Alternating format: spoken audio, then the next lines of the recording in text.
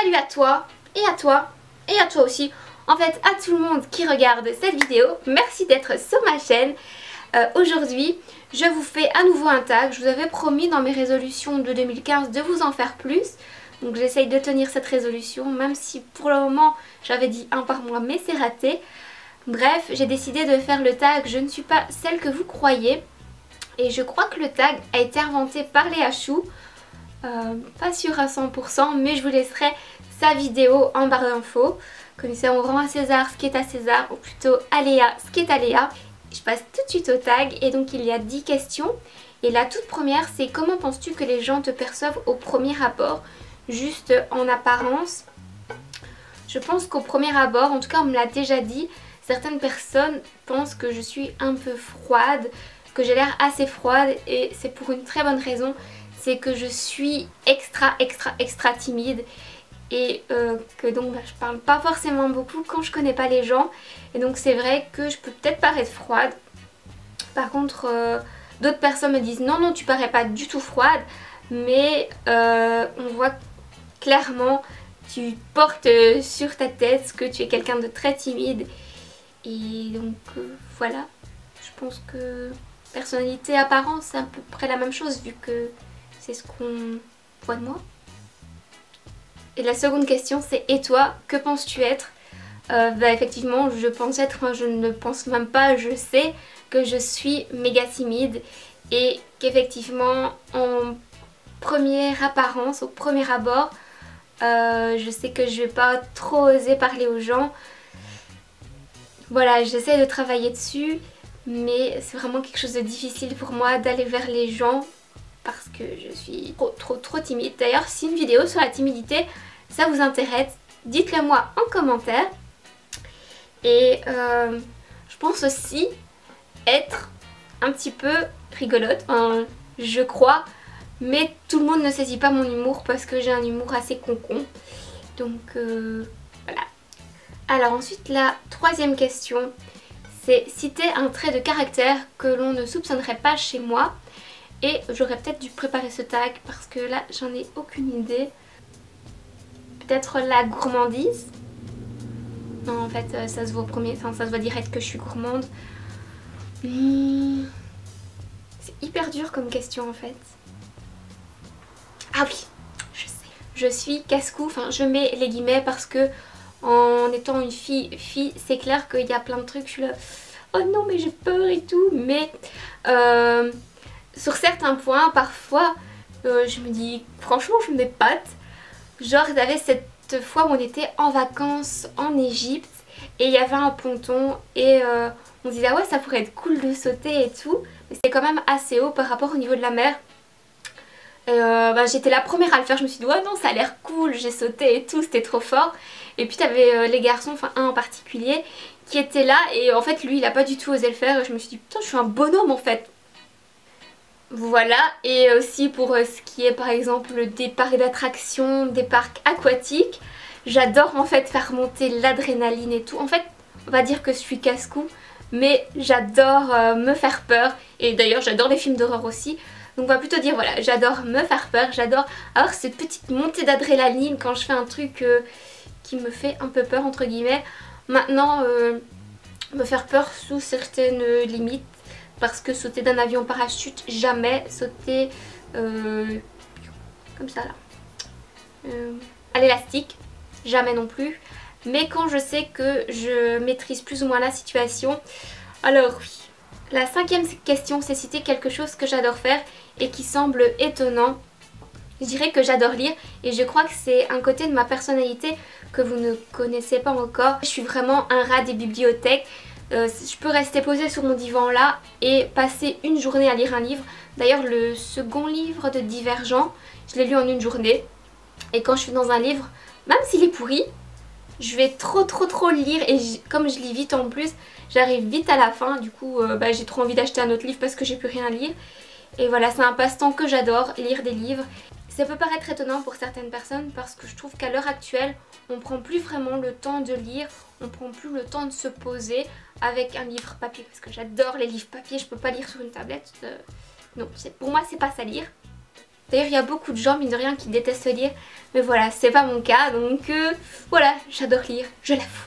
La 6e question, c'est quelles sont les valeurs qui me tiennent le plus à cœur dans ma vie. Je dirais déjà la gentillesse, c'est vraiment quelque chose qui me tient énormément à cœur, c'est-à-dire que je trouve qu'on projette trop de négativité dans le monde et moi j'ai envie d'être positive, d'être gentille avec les gens. Je me dis que voilà, si tout le monde partageait un sourire, un peu de gentillesse, il y aurait beaucoup moins de gens mauvais poil parce que quand t'es mauvais poil c'est contagieux, donc quand t'es de bonne humeur c'est contagieux aussi. Donc la gentillesse, la bonne humeur, pour moi c'est très important. L'honnêteté aussi. Pour moi c'est hyper important d'être honnête. D'ailleurs je sais tout simplement pas mentir. Quand je dis un mensonge, on me regarde en disant le mensonge, ça va se voir sur mon visage parce que je vais me mettre à rire. Je suis une très mauvaise menteuse. Une autre valeur qui est très importante pour moi, c'est le respect. Le respect envers les gens, les religions, les animaux, envers notre planète tout simplement. C'est pas parce que quelqu'un a une religion différente de la nôtre ou a une opinion tout simplement différente de la nôtre que la sienne est erronée ou que la nôtre est erronée. Non, on peut tous avoir notre opinion, tous avoir notre façon de penser. Il suffit de respecter les autres et le monde ira beaucoup mieux. Raconte-nous la journée idéale à tes yeux. Déjà, la journée idéale à mes yeux, c'est une journée d'été où il fait beau. Dans l'idéal, je suis dans une villa où il y a une piscine. Le matin, je me lève tranquille, à mon aise, pas de réveil. Je prends un petit déjeuner trop bon, genre pancake avec des fruits, du bon jus d'orange pressé. Et puis, je vais autour de la piscine de notre petite villa avec mon livre. Forcément, je vous ai dit que j'adorais lire et encore plus quand je suis sur mon petit transat à bronzer. Donc petite matinée à bronzer, après-midi shopping avec mes copines parce que ça c'est juste le top. Et soirée en amoureux, petit resto et pourquoi pas cinéma parce que j'adore le cinéma. Voilà, je pense que c'est une bonne journée. Et d'ailleurs ça m'intéresserait de savoir pour vous quelle est la journée idéale. Donc dites-le moi en commentaire, j'aimerais trop savoir, ça me donnerait peut-être des idées, je suis trop curieuse. Quel message aimerais-tu faire passer aux personnes qui ne jugent que selon l'apparence? L'apparence ça fait pas tout. On dirait trop une blonde, genre paix dans le monde. Non mais l'apparence franchement ne fait pas tout. Et même juger par rapport à ce que d'autres personnes vous ont dit, non. C'est-à-dire que quelqu'un peut ne pas aimer une personne et puis vous vous entendez super bien avec, ou vous pouvez ne pas aimer une personne à un point défini et oui votre personnalité va évoluer et ça va finir par être votre meilleur ami. Ne jamais rester sur des a priori. Donc pareil pour le physique, c'est pas parce que une fille est blonde avec des yeux bleus et des gros, vous savez, qu'elle est forcément débile. Non, elle peut avoir un master, elle peut avoir fait un doctorat et c'est pas parce que quelqu'un a fait un master ou un doctorat qu'il est forcément une grande tête, c'est juste quelqu'un qui réussit. Donc là je m'éloigne je crois, mais juger par rapport aux apparences ça ne veut rien dire parce que on n'est pas la personne qu'on est extérieurement, notre caractère il est intérieur. Et là j'ai encore l'impression de parler comme une blonde, mais j'espère que vous avez compris ce que je voulais dire. Enfin l'avant-dernière question, c'est pourquoi être ici sur YouTube et quelles ont été mes réelles motivations. J'en ai eu plusieurs. Tout d'abord j'avais pas mal de temps libre parce que je ne suis pas en temps plein à mon travail et j'avais envie tout simplement d'avoir un passe-temps créatif. Et donc je me suis dit pourquoi pas YouTube, mais au début j'ai eu un peu peur, donc j'ai d'abord commencé un blog et puis finalement je me suis lancée et je ne le regrette pas du tout. Une autre de mes motivations, c'est que je ne connaissais pas beaucoup de youtubeuses belges et je me suis dit bah pourquoi pas une en plus.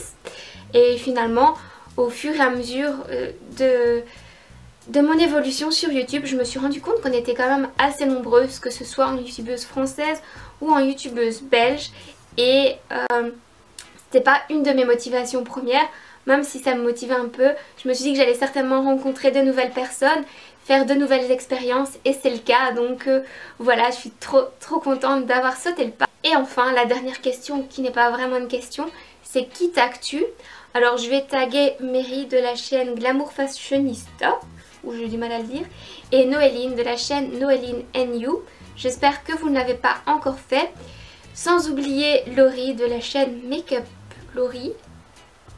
J'espère que je l'ai dit correctement cette fois parce qu'à chaque fois je tue le nom de sa chaîne.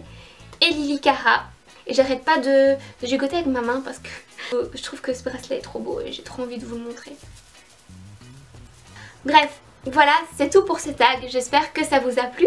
Si c'est le cas, n'hésitez pas à mettre un j'aime, à me le dire en commentaire. Et surtout n'oubliez pas de me dire en commentaire quelle est votre journée idéale. J'ai trop hâte de savoir. Je vous fais plein de bisous. Je vous dis à la prochaine vidéo.